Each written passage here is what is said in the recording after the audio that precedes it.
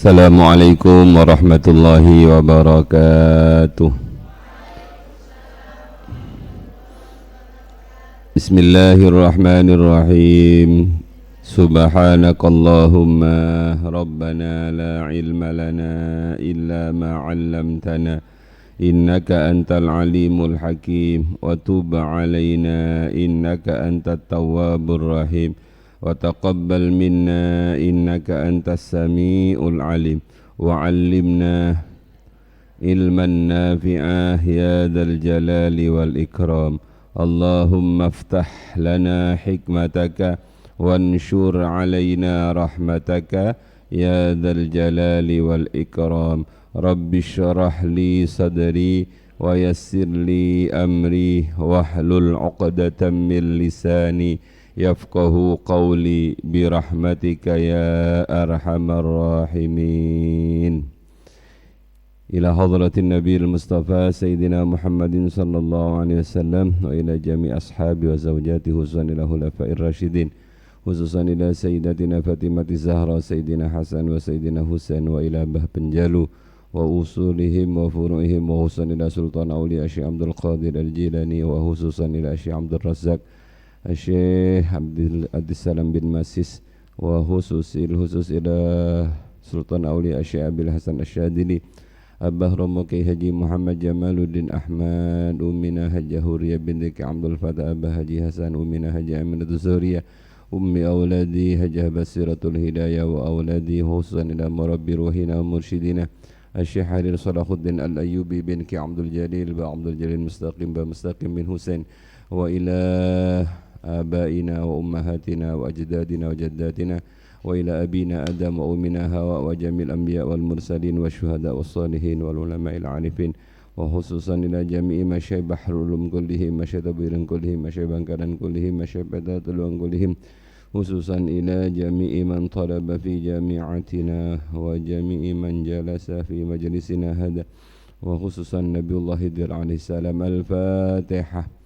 أعوذ بالله من الشيطان الرجيم. بسم الله الرحمن الرحيم. الحمد لله رب العالمين الرحمن الرحيم مالك يوم الدين إياك نعبد وإياك نستعين اهدنا الصراط المستقيم صراط الذين أنعمت عليهم غير المغضوب عليهم ولا الضالين آمين.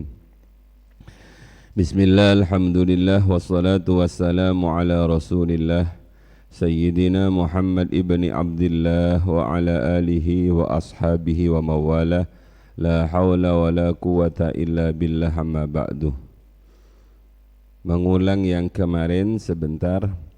La yakun ta'akhuru amadil ata'i ma'al ilhahi fid du'a mujiban liya'sika fahuwa dhamina laka al-ijabah fima yakhtaruhu laka la fima takhtaru li nafsika wa fil waqtil ladzi yurid la fil waqtil ladzi turid. Halaman berapa itu? Halaman ke-7 alinea bawah. La yakun ta'akhuru amadil ata'i, jangan sampai terlambatnya waktu Allah memberi mengijabai permintaan kalian ma'al ilhahi fid du'a, padahal kalian sudah betul-betul bersungguh-sungguh dalam berdoa, mujiban liya'sika, menjadikan dirimu berputus asa. Fahuwa dhamina laka al-ijabah, karena sesungguhnya Allah sudah menanggung, menjamin untukmu bahwa doamu pasti dikabulkan. Fima yakhtaruhu laka, tapi barangnya sesuai dengan yang Allah pilih untuk kamu. La fima takhtaru li nafsika, tidak harus sesuai dengan barang yang engkau pilih untuk dirimu. Wa fil waqtil ladzi yurid, waktunya terserah Allah yang berkehendak memilihkan waktunya kapan. La fil waqtil ladzi turid, tidak harus sesuai dengan waktu yang engkau inginkan. Kalau dipotong-potong, la yakun ta'akhuru amadil ata ma'al ilhahi fid du'a. La yakun berarti doa itu bisa saja ta'akhur. Ta'akhur itu berakhir atau tidak tepat pada waktu yang engkau inginkan. Jangan sampai penundaan pengabulan Allah terhadap doamu ma'al ilhahi fid du'a, padahal kamu telah serius bersungguh-sungguh berdoa, mujiban liya'sika, menjadikan dirimu berputus asa. Kenapa kita tidak boleh berputus asa? Karena beratnya putus asa ancamannya. Kemarin saya bilang wala tai'asu mir rauhillah innahu la yai'asu mir rauhillah illal qaumul kafirun. Fahuwa dhamina laka al-ijabah. Allah sudah menjamin bahwa setiap doa yang kita kumandangkan pasti akan ada ijabah. Sebagaimana Allah dawuh ud'uni astajib lakum. Enggak mungkin Allah nulayani janji, enggak mungkin Allah ingkar janji, sebab Allah sudah dawuh innallaha la yukhliful mi'ad. Tapi perhatikan lanjutan pilihan kata yang disampaikan oleh Asy' Ibnu Athaillah, fima yakhtaruhu laka la fima takhtaru li nafsika. Ada dua pilihan. Pertama pilihan kita, yang kedua pilihan Allah Subhanahu wa ta'ala. Bagus mana pilihan kita dengan pilihan Allah? Jangan dibanding, enggak sebanding. Barang yang Allah berikan sesuai dengan pilihan Allah, tidak harus sesuai dengan pilihan diri kita untuk memuaskan keinginan nafsu kita, karena Allah memilihkan yang terbaik. Wa fil waqtil ladzi yurid la fil waqtil ladzi turid. Waktunya juga terserah Allah, tidak harus sesuai dengan keinginan kita, karena Allah paling paham kapan ijabah itu sangat dibutuhkan oleh kita. Bisa saja pengijabahan itu saat itu bisa mundur 1-2 hari, 2 minggu, 2 bulan dan seterusnya. Bisa juga doa-doa itu dikabulkan oleh Allah nanti kelak di hari kiamat. Maka ada satu cerita ketika seseorang sowan kepada Allah Subhanahu wa ta'ala, kemudian dia diberikan banyak sekali pahala-pahala yang dia sendiri merasa bahwa dia tidak berbuat dengan amal-amal yang mendapatkan pahala tersebut. Maka kemudian dia bertanya, ya Allah, pahala amal apa ini, karena kulo merasa tidak beramal dengan amal ini. Kemudian Allah menjawab, itu adalah amal-amal dari penundaan pengabulan doamu. Jadi saya berikan pengabulan itu di akhirat. Maka orang itu berkata, ya Allah, kalau tahu seperti ini, saya akan memperbanyak doa dan saya akan berharap untuk tidak dikabulkan di dunia. Cukup. Selanjutnya, la yushakkikannaka fil wa'di adamu wuqu'il maw'udi wa in ta'ayyana zamanuhu li'alla yakuna dhalika qadhan fi basiratika wa ihmadan linuri sariratika. La yushakkikannaka, ojo mamangake temenan ka ing sira fil wa'di ing dalem janji, opo ada muwuku mau'udi ora anani tumibani perkara kang den janjekake. Wa in ta'ayyana sanajan tartamtu opo zamanuhu zamani mau'ud li alla yakuna supaya ora ono opo dalika mengkunu opo dalika mengkunu syak iku qadhan nyacat atau cacat fi basiratika ing dalem peningal ati sira, wa ikhbadan lan membutakan linuri sariratika marang padangi ati sira, marang padangi ati sira. Sama mirip seperti tadi, penjelas dari hikmah yang tadi. Kadang-kadang ketika apa yang kita doakan itu belum terkabul karena tadi waktunya sesuai dengan pilihan Allah, mungkin saja akan menjadikan kita ragu-ragu akan janji Allah. Ini gimana, Allah sudah janji seperti ini tapi kok enggak dikabul-kabulkan ya doa saya. Jangan sampai penundaan pengabulan atau tidak dikabulkan permintaan kita padahal Allah sudah berjanji innallaha la yukhliful mi'ad, menjadikan diri kita masuk dalam syak, masuk dalam keraguan terhadap janji Allah. Karena ragu-ragu terhadap janji Allah itu berat. Ada satu kisah yang kemarin saya sampaikan di Fatah Hashim, ketika Nabiullah Isa alaihi salam itu masih hidup. Beliau bukan Nabi Isa, Nabi Musa alaihi salam. Beliau bertetangga, hidup dengan masyarakat. Suatu hari ada dua tetangganya mati bareng-bareng, sebelah kanan dan sebelah kiri. Yang sebelah kanan itu di masyarakat dikenal sebagai orang yang sangat baik. Semua mengatakan dia adalah orang baik. Sehingga yang takziah amat sangat banyak. Sedangkan yang sebelah kiri itu orangnya kurang baik. Sehingga yang takziah tidak ada. Lah Nabi Musa mentakziahi keduanya. Begitu beliau masuk ke rumah almarhum yang orangnya baik itu, di antara para pelayat itu Nabi Musa bertemu dengan istri dari orang tersebut. Assalamualaikum, waalaikumsalam. Waduh Nabi Musa, terima kasih engkau telah takziah kepada suami saya, mohon maafkan apabila ada kesalahan dari suami saya. Nggih Mbak, nggih. Kalau pingin matur teng jenengan. Oh monggo Nabi Musa. Semua orang menganggap suamimu baik dan itu tidak diragukan. Termasuk saya menganggap suamimu itu baik. Pandangan zahir. Tapi saya kok dapat informasi dari Allah bahwa suamimu itu min ahlin nar. Dia adalah calon penghuni neraka. Nangis sang istri itu memikirkan suaminya yang baik itu sebagai ahlun nar.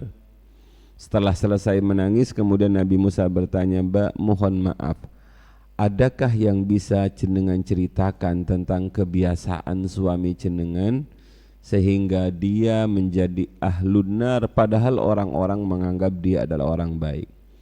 Kemudian dengan terbata-bata istrinya itu bercerita, iya wahai Nabi Musa, setiap menjelang tidur suami saya itu bilang kepada saya, Dek, kita akan beruntung apabila Musa Nabi kita itu betul-betul Nabi. Apabila Musa Nabi kita itu betul-betul Nabi. Apa kunci dari kata ini? Sang suami itu masih ragu-ragu akan kenabian Nabi Musa. Hijab yang luar biasa dari murid terhadap guru apabila murid itu ragu-ragu akan gurunya. Hijab luar biasa apabila kita ragu-ragu kepada baginda Nabi. Jangan berharap kita akan dapat syafaat Nabi kalau kita masih ragu-ragu akan kenabian Nabi kita. Kita harus yakin, hakul yakin pada mursyid kita, yakin hakul yakin kepada Nabi kita, yakin hakul yakin terhadap Allah Subhanahu wa ta'ala. Jangan ada keraguan sedikit pun. Ketika seorang suami sudah mulai ragu pada istrinya, seorang istri sudah mulai ragu kepada suaminya, wah itu tanda-tanda berat itu.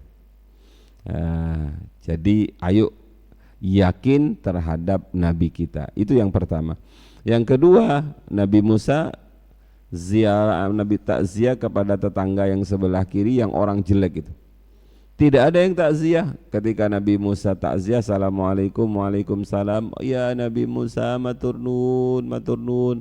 Suami saya memang orang jelek sehingga banyak orang yang menganggap beliau orang jelek dan akhirnya mereka tidak mau takziah kepada suami saya. Apa jawab Nabi Musa? Nggih mbak, nggih. Memang masyarakat menganggap suamimu itu bukan orang baik. Tapi ada kabar baik dari Allah Subhanahu wa ta'ala. Nopo Nabi Musa? Suamimu itu adalah ahlul jannah. Wah, sewenengnya minta ampun sang istri ini. Akhirnya Nabi Musa bertanya, mbak, saya pingin belajar, saya pingin tahu. Apa ya kira-kira amal suamimu sehingga sekalipun dia orang tidak baik, sekalipun dia orang jelek, tapi dia menjadi ahlul jannah. Apa nak yang bisa kalian ambil pelajaran? Pandangan manusia belum tentu sama dengan pandangan Allah Subhanahu wa ta'ala. Yang kedua, jangan melihat orang dari zahirnya saja. Allah punya kuasa yang amat sangat tak terbatas. Akhirnya sang perempuan itu menjawab, ya Nabi Musa, memang suami saya itu orang jelek. Orang kampung mengatakan dia orang jelek.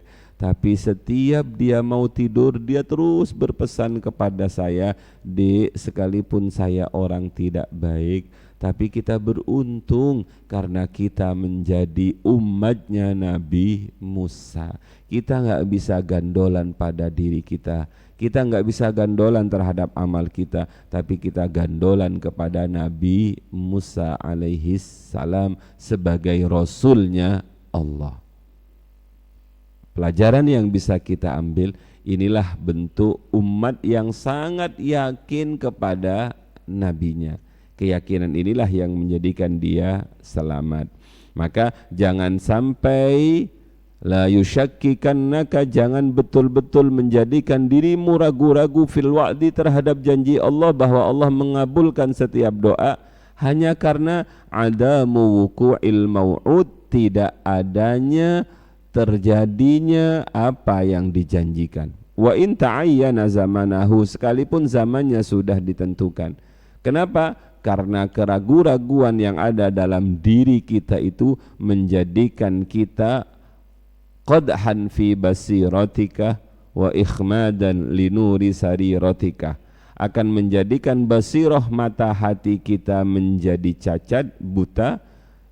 Nuri sariratikah, nur hati kita, nurani kita akan menjadi kelilipan, akan menjadi tertutup. Padahal yang paling penting dalam kehidupan itu bukan mata zahir ini, tapi mata batin yang disebut dengan nurani. Ketika hati nurani kita, basirah kita, sarirah kita itu masih berfungsi, maka kita masih bisa menandakan mana itu yang baik, mana itu yang tidak baik. Kalau kamu mau melihat sesuatu, apakah sesuatu ini baik atau tidak, boleh kamu bertanya kepada kiai, boleh kamu bertanya kepada guru, boleh kamu bertanya kepada orang yang lebih pintar.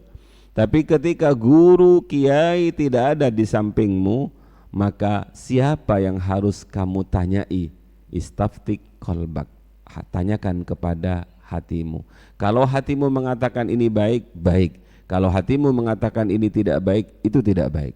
Itu kalau hati kita masih hidup. Kalau hati kita masih munawwar, tercahayai. Tapi kalau hati kita itu sudah mati, sarirah kita sudah tidak berfungsi, basirah kita itu sudah buta, picek, ya maka nggak bisa dibuat pengilon. Padahal informasi kebaikan atau tidak itu bisa dari hati kita. Apalagi kita punya dalil, ala inna fil jasadi mudghah idza saluhat saluhal jasadu kullu wa idza fasadat fasadal jasadu kullu ala wahiyal qalbu. Di dalam seseorang itu ada yang namanya hati yang menjadi penentu terhadap anggota tubuh yang lain. Apabila hati ini baik, maka yang lain akan ikut baik. Apabila hati ini tidak baik, maka yang lain pasti juga tidak akan baik. Ayo pertama yang harus kita tanamkan, jangan ada keraguan terhadap Allah Subhanahu wa taala. Jangan ada keraguan terhadap firman Allah Subhanahu wa taala. Satu yang ingin saya sampaikan kepada kawan-kawan akademisi yang biasanya lebih mendahulukan otaknya dibandingkan hatinya, jangan pernah ragu-ragu dengan firman Allah. Jangan pernah ragu-ragu dengan firman Allah. Ketika Allah dawuh bahwa lizzakari mislu haddil unsayain, ini pertentangan ini. Betulkah ini firman Allah? Allah kok gak adil begini? Untuk laki-laki 2 bagian, untuk perempuan 1 bagian, sebagaimana kursus tadi itu. Lizzakari mislu haddil unsayain. Maka kemudian muncul istilah adadur ru'us, sesuai hitungan kepala, karena perempuan punya 1 kepala, laki-laki dianggap memiliki 2 kepala. Saya nggak paham 2 kepala itu apa ya.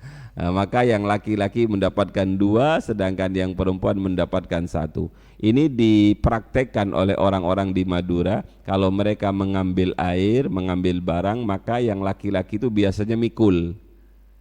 Mikul itu gimana mikul itu? Di depan ada, di belakang ada, dipikul gitu. Itu lizzakari mithlu haddil unsayain. Sedangkan perempuan itu biasanya ditaruh di kepalanya. Berapa yang ditaruh di kepalanya? 1. Orang Madura itu filosofi semua gitu. Nah, bingung kena orang Jawa. Kenapa? Karena pakai geledek. Laki-laki geledek, perempuan geledek. Ini gimana urusan warisannya ya? Wes borong aja semua, diborong aja semua. Kuyon. Ini filosofi kearifan lokal. Jadi sejak kecil anak-anak di Madura itu sudah dikasih tahu bahwa kelak kalau saya meninggal, kakakmu mendapatkan 2 bagian, sedangkan dirimu mendapatkan 1 bagian. Kalau kita tidak paham dengan ini, jangan sampai kita ragu-ragu akan firman Allah. Kebodohan kita yang harus kita perangi. Apa hikmah di balik pembagian yang berbeda ini?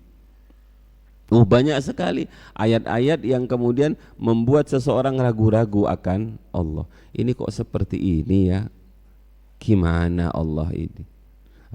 Begitu itu akan menyebabkan hati kita menjadi mati, basirah kita menjadi mati, sarirah kita akan menjadi mati.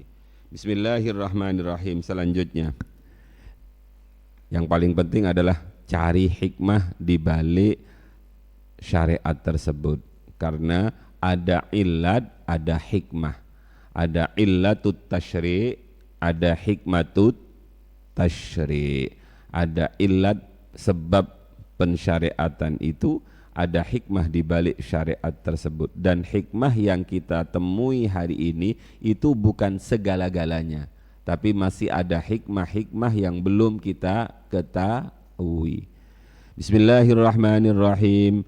Idza fataha laka wijhatun minat ta'arrufi fala tubali ma'aha in qalla amaluka fa innahu ma fatahaha laka illa wa huwa yuridu ay yata'arrafa ilaika alam ta'lam anna at-ta'arrufa huwa muriduhu alaika wal a'malu anta muhdiha ilaihi wa aina ma tahdihi ilaihi mimma huwa muriduhu alaika. Idza fatahan alaika, wis membuka sapa Allah lakat untukmu wijhatan ing arah-arah minat ta'arrufi saking ma'rifat pengenalan fala tubali mungko orah merduli sira ma'aha sertani wijha ing qalla senajan setitik opo amaluka amal sira fa innahu krana sak temeni Allah iku ma fataha orang buka sapa Allah ha ing wijha laka marang sira illa kejaba wa huwa hale utawi Allah iku yuridu ngersakake sapa Allah ayyata'arrafa yento mengenalkan diri sapa Allah ilaika marang sira. Alam ta'lam onu ta ora weruh sira anna ta'arrufa sak temeni kemakrifatan huwa ya ta'arruf iku muriduhu kon tumeka sesuatu saking Allah tekanipun alaika ing ngatasi sira. Wal a'malu utawi piro-piro amal anta iku utawi sira iku muhdiha iku muhdi paring hadiah ha ing amal ilaihi marang Allah.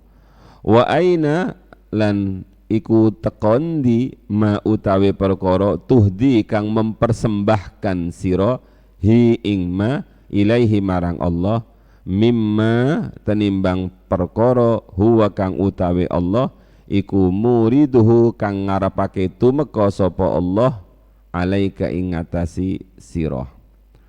Ma'rifat kepada Allah itu adalah sesuatu yang menjadi finish dari setiap orang yang berjalan menuju Allah.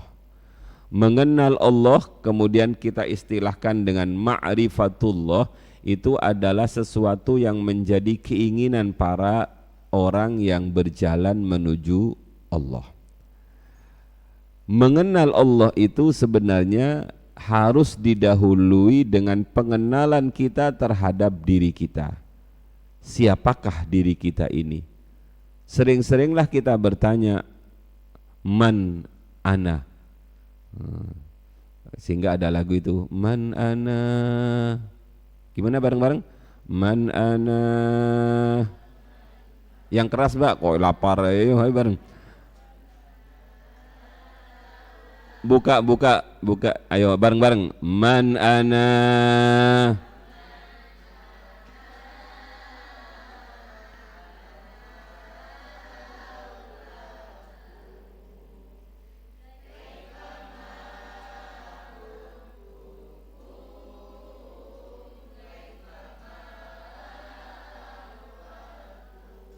Cukup suaranya serak-serak seng. Sama seperti suara saya, bukan serak-serak basah tapi serak-serak seng. Maklum, nanti sampean malah minum nanti. Sudah, man ana, siapalah saya kalau tanpamu wahai guruku. Siapalah saya kalau tanpamu ya Rasulullah. Siapalah saya kalau tanpamu ya Rabb. Man ana laulakum. Jadi dimulai dengan pengenalan terhadap diri kita. Maka sering-seringlah kita bertanya, siapalah saya? Kemudian jawab dengan jawaban yang sejujur-jujurnya. Saya ini bukan siapa-siapa. Saya ini tidak punya apa-apa. Saya tidak sama sekali punya sesuatu yang diandalkan, karena semua yang ada dalam diri saya ini adalah anugerah dari Allah Subhanahu wa ta'ala. Ketika seseorang itu menyadari tentang kediriannya bahwa dia adalah makhluk yang hina, yang bisa hidup atas kehendak Allah, yang bisa berjalan atas kehendak Allah, kemudian bisa melihat, berbicara atas kehendak Allah semuanya, maka dia akan memposisikan dirinya sebagai betul-betul seorang hamba. Nah, ketika dia memposisikan dirinya sebagai seorang hamba, maka itu tangga pertama dia akan mengenal Allah. Tidak ada yang memberikan kekuatan kepada saya kecuali Allah. Sehingga ada istilah man arafa nafsahu arafa rabbahu. Tapi ini tangga menuju kemakrifatan. Melalui pendidikan terhadap dirinya, pertanyaan demi pertanyaan. Tapi kadang-kadang ada di luar pakem. Ada orang yang berjalan menuju Allah lewat berbagai macam wiritan, lewat berbagai macam yang disebut dengan riyadhah, mujahadah, latihan-latihan. Kemudian mujahadah, memerangi diri kita, memerangi nafsu kita. Semua dilakukan berjalan menuju Allah. Tapi kadang-kadang ada yang tanpa riyadhah, ada yang tanpa mujahadah. Tiba-tiba Allah ingin mengenalkan dirinya terhadap orang itu. Maka kalau sudah seperti ini, Allah membuka pintu kemakrifatan terhadap dirimu, kamu enggak usah peduli siapa dirimu, apa amalmu. Karena itu adalah kehendak Sang Maha Pencipta. Kalau Allah ingin mengenalkan dirinya kepadamu, gak peduli amalmu seperti apa. Banyak kan dalam kehidupan ini kawan-kawan, Ada orang yang membunuh 99, kemudian dia ingin bertaubat sehingga dia kemudian mati husnul khotimah. Nah, ini cerita-cerita begini ini jangan dijadikan pedoman loh ya, jangan cerita-cerita ini dijadikan. Lah kadang-kadang salah mengartikan. Ada cerita WTS itu gimana itu? PSK itu loh, pekerja sosial kemasyarakatan itu. Ada seorang PSK yang pekerjaannya adalah itu, yang pekerjaannya ya itu. Tapi tiba-tiba dalam perjalanan pulang dari kantornya ya menuju rumahnya itu, dia melihat ada anjing apa? Kehausan, kemudian dia buka kutangnya ya, atau bukan kutang lah, masa puasa gitu. Kemudian dia ambil apalah alatnya, apa sepatunya, apa ambil cibuk yang ada, dia kemudian turun berusaha mengambil air. Jangan fokus pada alat mengambilnya ya, fokus pada usaha dia mengambil air. Kemudian dia mengambil air dan dengan penuh kasih sayang dia memberikan minum terhadap anjing yang kehausan itu. Tiba-tiba Allah membuka pintu pengenalan, ini namanya. Tiba-tiba Allah membuka pintu ma'rifat kepada perempuan itu, kemudian perempuan itu bertaubat dan menjadi walinya Allah. Nah, inilah hikmah ini pas. Tapi jangan sembrono. Contoh-contoh yang diberikan di dalam kitab seperti ini, contohnya 1:100. Hanya saja untuk apa sih contoh-contoh begini? Wis kau popo, kamu maksiat. Pesina saja bisa menjadi walinya Allah. Pembunuh saya bisa menjadi walinya Allah. Perampok saya, kamu tahu enggak siapa itu Sunan Kalijogo? Oh, dia begal. Kapopo, namanya manusia itu dahulu seperti itu. Iya kalau sampai ma'rifat, kalau pas begitu mati. Maka yang harus jadi pedoman kita itu antara orang baik dengan orang tidak baik itu, kalau orang baik itu menganggap dosa itu seperti dia duduk di pinggir gunung yang seakan-akan dia takut gunung itu meletus atau menjatuhinya, sehingga dia hidupnya hati-hati. Sedangkan orang fasik, orang yang biasa berbuat jelek itu menganggap dosa itu seperti lalat ya, yang akan hinggap ke hidungnya sehingga dikipaskan begitu saja, dia meremehkan dosa. Yang berat itu adalah meremehkan dosa.